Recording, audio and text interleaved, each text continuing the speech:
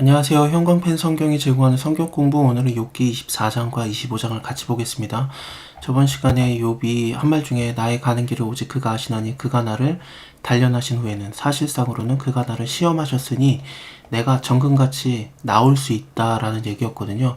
이 말은 굉장히 도전적인 말이었어요. 하나님께서 단련시켰으니까 나는 이제 정금과 같이 순전해졌다, 그 뜻이 아니라 나는 워낙에 하나님을 잘 따랐었기 때문에, 하나님의 말씀을 명령을 어긴 적도 없었기 때문에 하나님이 나를 시험해봤자 나는 정금과 같이 하나님한테 만날 것이다. 좀 하나님 만납시다. 어디 계십니까? 나한테 변론 좀 하십시오. 그런 얘기였거든요. 그래서 굉장히 교만한 말이었어요. 그것을 이어갑니다. 어째서 전능자가 시기를 정하지 아니하시는고, 어째서 그를 아는 자들이 그의 날을 보지 못하는고, 어떤 사람은 지게표를 옮겨서 양떼를 빼앗아 기르며, 이게 지게표를 옮긴다는 게 옛날에는 땅의 경계를 잘 모르니까 그걸 표시해 두는 게 있었거든요. 근데 그걸 옮겨가지고 자기 땅을 넓히는 거예요. 그러니까 속이는 거죠. 그것을 해서 양떼를 빼앗아 기르며 고아의 나귀를 몰아가며 과부의 소를 볼모 잡으며 빈궁한 자들을 길에서 몰아내나니 세상에 가난한 자가 다 스스로 숨는구나. 너무 악한 자들이 있기 때문에 이제 가난한 자들은 숨을 수밖에 없는, 계속 뺏기니까요. 뜯기니까. 가난하면 또 힘도 약하잖아요. 그래서 하소연해봤자 소용도 없는 그런 악한 세대거든요. 그들은 거친 땅에 들나귀 같아서 나가며 일하며 먹을 것을 부지런히 구하니 광야가 그 자식을 위해서 그들에게 식물을 내는구나. 밭에서 남은 곡식을 베며 악인이 남겨둔 포도를 따며 의복이 없는 벗은 몸으로 밤을 지내며 추위에 덮을 것이 없으며 산중 소나기에 젖으며 가릴 것이 없어서 바위를 안고 있느니라. 광야에서 숨어 지내는 자들이 이렇게 괴롭게 산다는 얘기입니다. 근데 악인들은 어떠냐? 악인들은 고아를 어미 품에서 빼앗으며 가난한 자의 옷을 볼모 잡음으로 그들이 옷이 없어서 벌거벗고 다니며 줄이며 곡식단을 매며 그 사람의 담 안에서 기름을 짜며 목말라 하면서 술틀을 밟느니라. 이게 기름을 짠다라든지 아니면 술틀을 밟는다라는 것은 이게 마실 수 있는 상황이지 않습니까? 굉장히 그 기름이라든지 포도주에 가까이 있을 테니까. 근데 그 일을 하면서도 마실 시간도 없고 마실 것을 주는 자도 없는 거예요. 광야에서 얼마나 뭐 좋은 것이 나오겠습니까? 그럴 만큼 힘들게 살고 있는 거예요.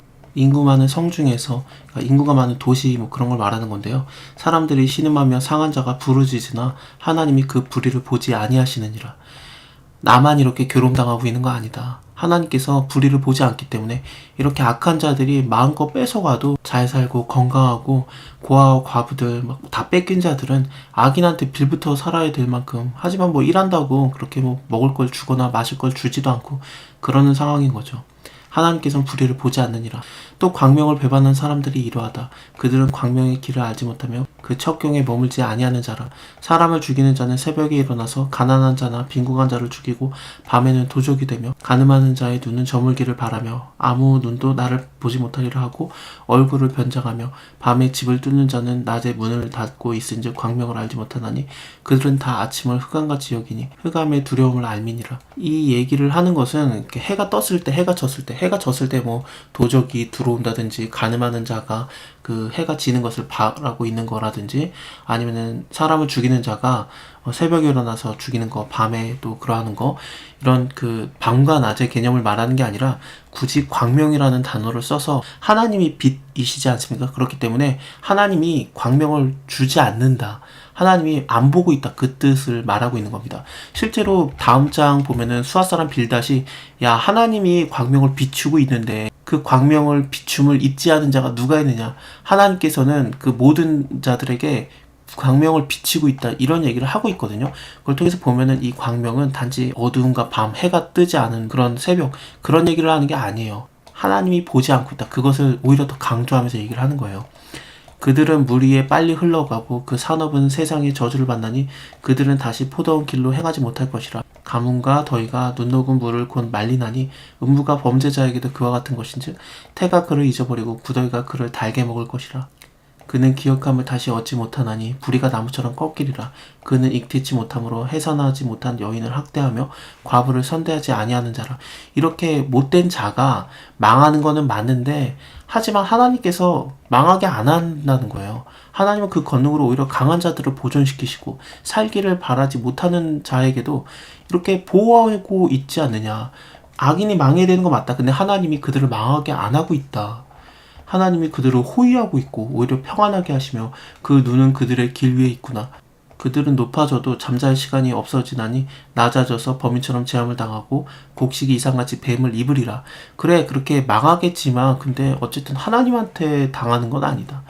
가령 그렇지 아니할지라도 능히 내 말이 거짓되다 지적하거나 내 말이 헛되다 별박할 자가 누구 있느냐. 수하사람 빌닷이 대답하여 가로되, 야, 하나님이 권능과 위엄을 가지셨고 지극히 높은 곳에서 화평을 베푸시는 분인데 그 악인들이 막 그 혼란을 일으키는 거 그 하나님이 가만두겠느냐. 화평을 베푸시는 분이다. 그 군대를 어찌 계수할 수 있으랴. 광명을 비춤을 입지 않은 자가 누구냐. 아까 분명히 그 욥이 광명을 하나님께서 주지 않는다. 그러니까 이들이 어둠 가운데서 마음껏 활개치고 다닌다. 하나님은 불의를 보지 않는다. 그런 식으로 얘기를 했기 때문에 그 광명을 비춤을 입지 않는 자가 누구냐라고 정확하게 그 단어를 받아치고 있는 겁니다. 그런즉 하나님 앞에서는 사람이 어찌 의롭다 하며 부녀에게서 난 자가 어찌 깨끗하다 하랴. 하나님의 눈에는 달이라도 명랑치 못하고 별도 깨끗이 못하는데 하물며 벌레인 사람 구데기인 인생이랴.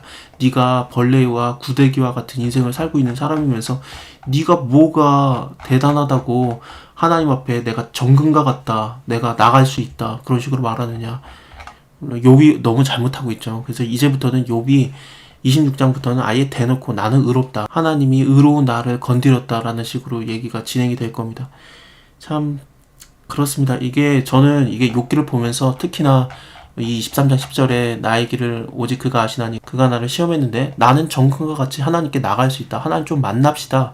이런 태도를 보여줌에도 불구하고 하나님께서 욥을 버리지 않고 벌하지 않고 오히려 진짜로 나타나셔서 하나님께서 그래 네가 한번 허리띠를 띠고 대장부처럼 서라. 그래서 내가 말하는 거에 한번 대답을 해봐라고 하나님께서 실제로 욥하고 대화를 해주시거든요. 변론을 해주세요. 이게 얼마나 은혜인지 몰라요.